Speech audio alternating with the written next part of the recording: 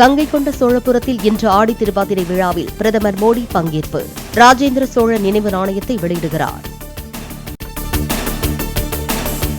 தூத்துக்குடியில் நடைபெற்ற நிகழ்ச்சியில் 4900 கோடி ரூபாய் மதிப்பிலான முடிவுற்ற திட்டப் பணிகளை துவக்கி வைத்தார் பிரதமர் மோடி. விரிவாக்கம் செய்யப்பட்ட தூத்துக்குடி விமான நிலையத்தின் புதிய முனையம் திறப்பு. 2357 கோடி ரூபாய் மதிப்பில் அமைக்கப்பட்டுள்ள சோழபுரம் சேத்தியாத்தோப்பு தேசிய நெடுஞ்சாலையை நாட்டுக்கு அர்ப்பணித்தார் பிரதமர் மோடி. கூடங்குளம் அணுமின் நிலைய மின்சாரத்தை கொண்டு செல்ல 548 கோடி ரூபாயில் மின் பரிமாற்ற கட்டமைப்புக்கும் அடிக்கல். வளர்ந்த பாரதம், வளர்ந்த தமிழ்நாடே தனது இலக்கு என பிரதமர் மோடி உறுதி. தமிழ்நாட்டின் வளர்ச்சிக்கு மத்திய அரசு முன்னுரிமை அளித்து வருவதாகவும் பேச்சு. இந்தியாவின் வளர்ச்சியில் உலகம் தனது வளர்ச்சியை காண்பதாக பிரதமர் நரேந்திர மோடி பெருமிதம்.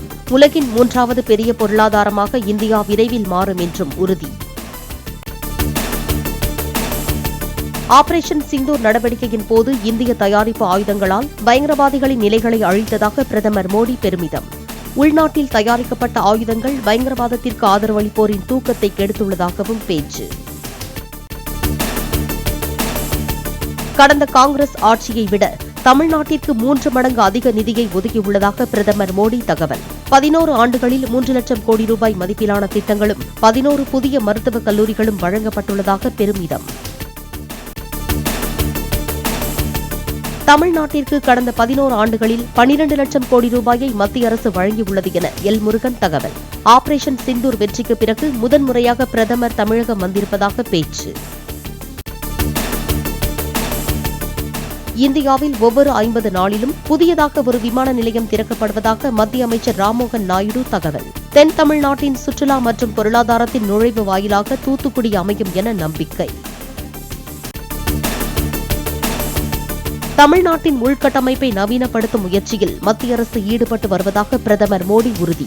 தமிழ்நாட்டின் துறைமுக கட்டமைப்பு உயர் தொழில்நுட்பத்தில் மாற்றப்படுவதாகவும் கருத்து. பிரதமர் நரேந்திர மோடியுடன் அதிமுக பொதுச் செயலாளர் எடப்பாடி பழனிசாமி சந்திப்பு.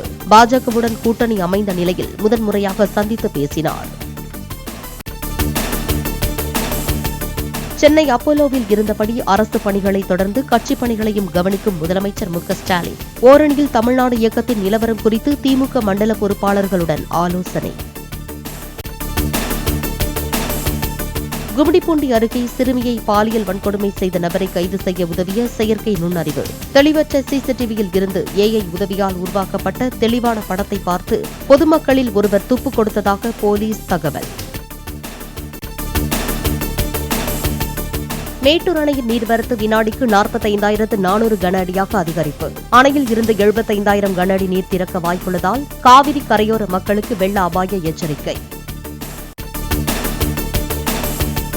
மாநாடு நடத்தி சட்டமன்ற தேர்தலுக்கான வேட்பாளர் பட்டியலை அறிவிக்கிறேன்.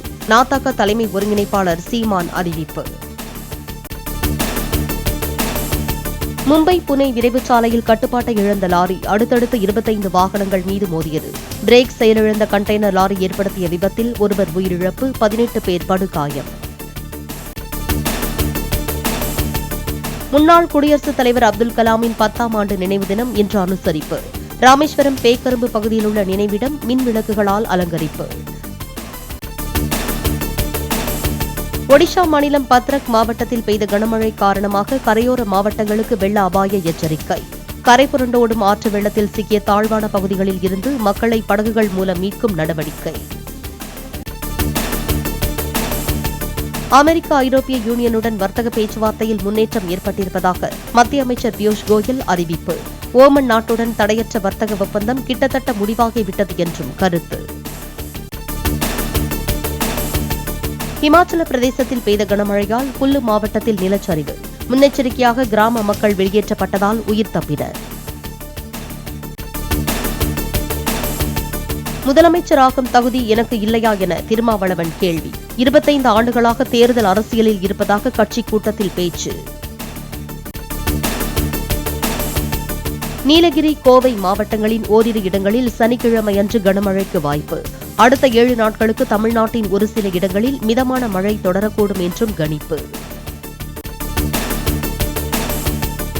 இந்தியாவுக்கு எதிரான 4வது டெஸ்டில் வலுவான நிலையில் இங்கிலாந்து.